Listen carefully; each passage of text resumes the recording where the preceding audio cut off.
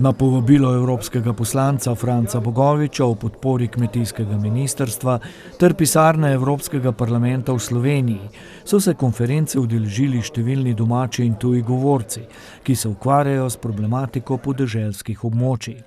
Kako naj naše in evropsko podeželje ustvarimo bolj privlačno za življenje in tako preprečimo njegovo propadanje.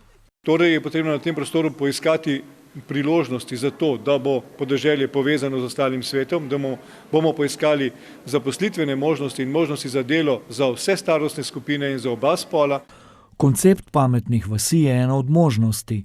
Ta pomeni med drugim tudi konkreten odziv na izseljevanje in staranje prebivalstva na podeželju.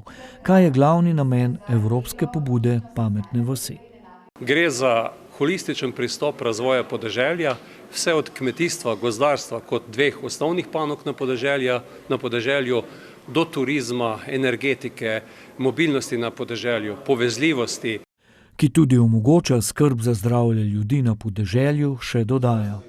Z uporabo sodobnih tehnologij in konceptov bi zajezili izginjanje delovnih mest na podeželju in ustvarili nova, ki bi ljudem omogočala prihodke, primerljive tistim v mestih. Menimo, da bi lahko z eno digitalno mrežo, informativno mrežo, vzpostavili dobre mreže mobilnih storitev. Projekt pametnih vasi je s 3,3 milijona evrov podprl tudi Evropski parlament. Evropska komisija je nedavno predlagala dolgoročno vizijo razvoja podeželja in kot nam je danes posebej za našo televizijo potrdila evropska komisarka Dubravka Šuica, komisija podpira projekt pametnih vasi. Želimo zaustaviti iseljavanja iz ruralnih područja u velike gradove. Smatramo da život na ruralnim područjima može biti jednako dobar i kvalitetan, ako ne i bolji. Podeželje ima pomembno vlogo pri razvoju celotnega lokalnega okolja. To so že pred časom spoznali v občini Krško in aktivno delujejo na razvoju podeželja. Tako da zadnjih 10 let že pravzaprav delamo na digitalizaciji vasi. Zgradili smo preko 500 km optičnih omrežij. V dopoldanskem plenarnem delu je svoje poglede na razvoj evropskega podeželja v dobi digitalizacije predstavila politika.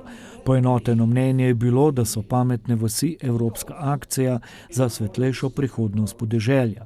V popoldanskem delu konference pa je bil poudarek na primerih dobrih praks z področja digitalizacije v različnih gospodarskih in družbenih sektorjih.